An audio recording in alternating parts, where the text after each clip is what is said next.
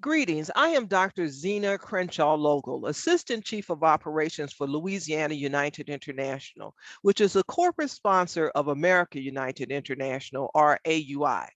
For AUI, I am Chief of Operations.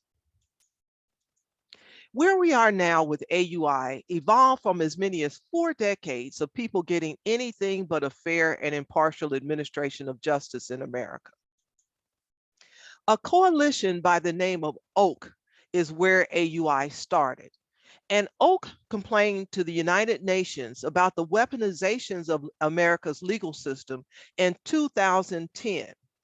By 2018, OAK had become Optum USA and shifted emphasis from legal system abuse as something that happens in America to it being a form of corruption that US government actually tolerates.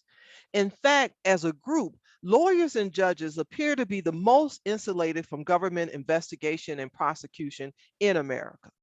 So when we made that shift from just talking about America as a place where the legal system gets weaponized and made the United States of America, or at least our government, the culprit, not lawyers, not judges, not powerful corporations. When we focus on America as a human rights treaty violator, that's when the UN agreed to get involved.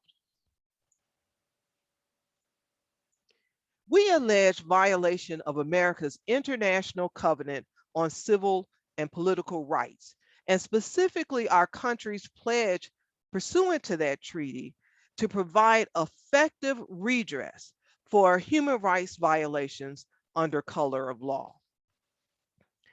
Our problem as AUI constituents was that the UN Human Rights Council resolution of our 2018 complaint about these weaponizations of America's legal system, the resolution tangled our reform movement in this red tape that it took AUI to emerge and cut through. The red tape I'm referencing is a numbers game. As many of you undoubtedly know, global bodies cannot intervene in US affairs unless the human rights violations involved are really widespread.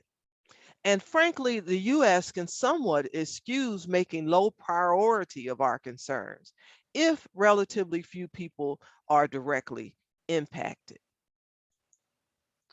AUI's February 10th, 2022 report makes clear that enough Americans and non-citizen US residents are directly harmed by US court racketeering to warrant intervention by the UN and the International Criminal Court.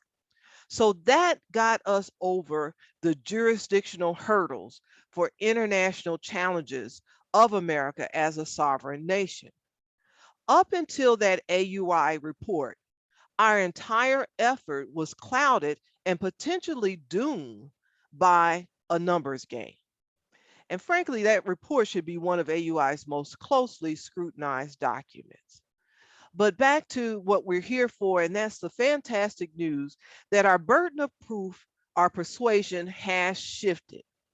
If our country or the UN or the International Criminal Court stays silent in response to our AUI's 2022 report, An Unseen Forest, they will do that in direct contradiction to international law, not to mention their stated purpose in our US Constitution.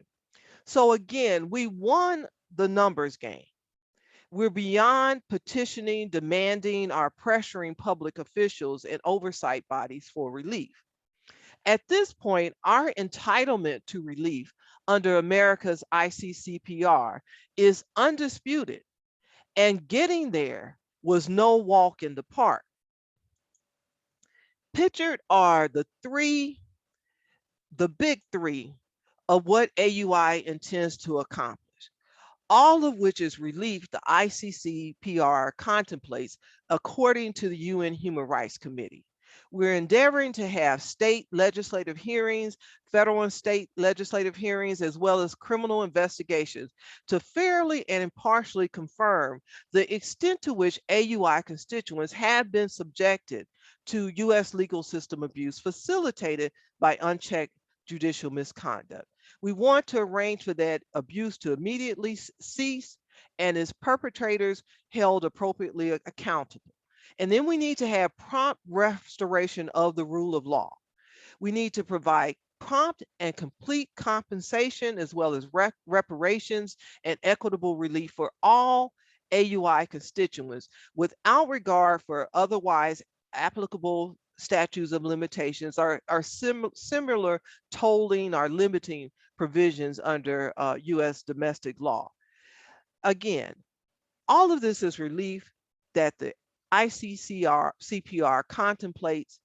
So let's consider the implications of this endeavor of AUI just simply being ignored. On the screen are words from the White House website, and I'll read those for you. Federal courts enjoy sole power to interpret the law, determine the constitutionality of the law, and apply it to individual cases. AUI constituents are challenging the interpretation and application of law in our individual cases. So to ignore AUI is to take the position that its constituents have this. That is, avenues of redress that are prompt, accessible, impartial, and lead to reparations as well as cessation of the wrongdoing.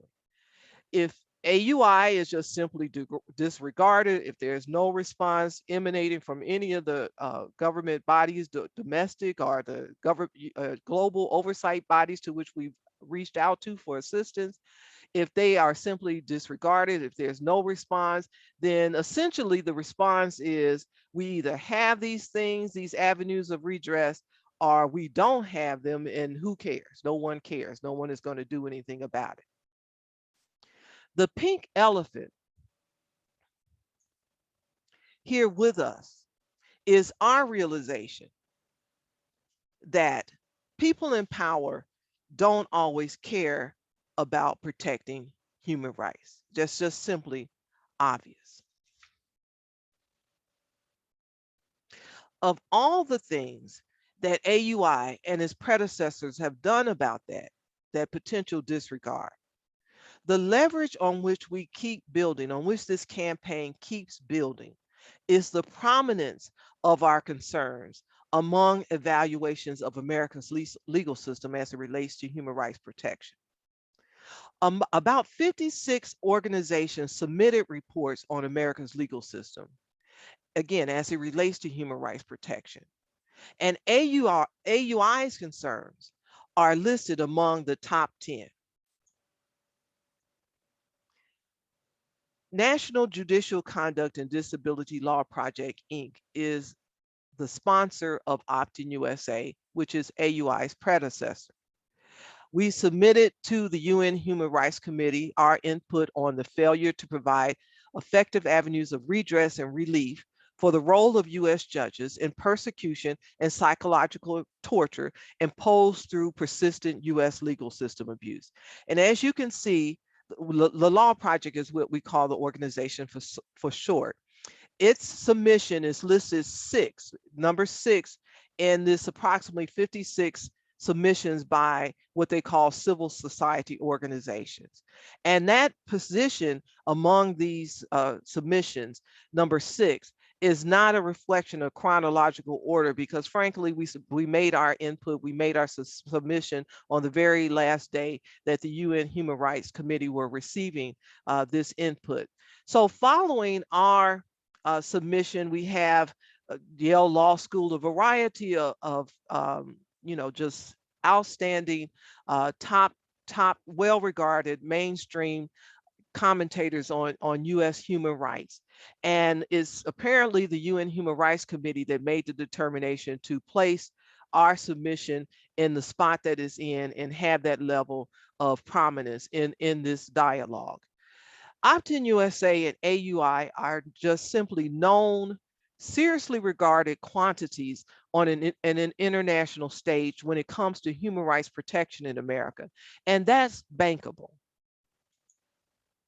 However, to get the United States of America as even a footnote on a list like the one pictured on our screen, AUI needs to win over some hearts and minds, not in the sense of becoming this massive movement, you know, flooding streets and Me Too hats and Black Lives Matter t-shirts.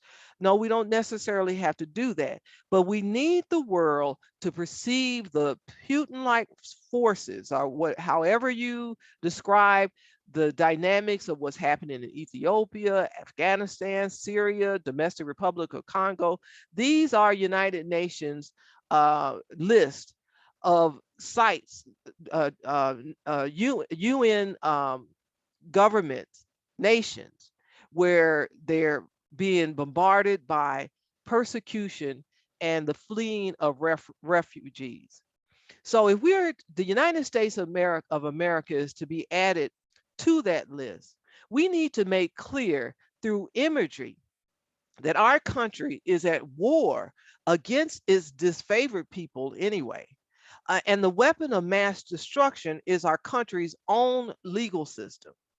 We have about 90 days to put faces on our persecution and psychological torture.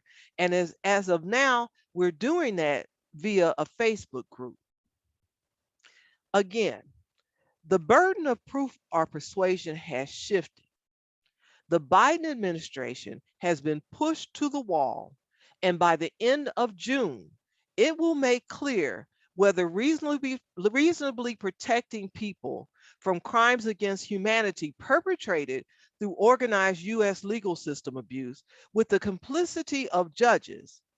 It has that amount of time to make clear whether it's, dealing with that human rights violation, that systemic problem, is something that the White House will spearhead. Our hardships and losses are what the world needs to see now, not our critiques of lawyers and judges or our outrage per se. Of course, we'll continue airing our contentions and propose solutions, but the backdrop of that advocacy needs to spark global outcry against America's failure to reasonably protect U.S. citizens and non-citizen residents from weaponizations of our country's legal system in violation of the ICCPR.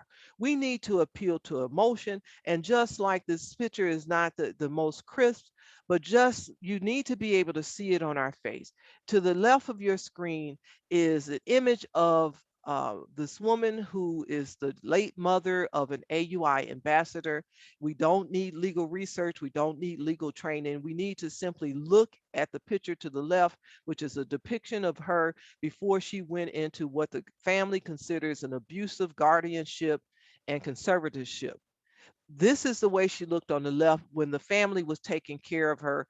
And this is on the right is an image of her once the courts came in and were supposedly providing her protection through this guardianship that, again, the family contends is abusive. This is the type of contrast. This is the type of imagery to convey emotion, to convey our plight without the need of analysis, extensive writings, any type of training or insights into specifics of a legal case. It needs to show on our face. And we have about 90 days, in fact, until the end of June.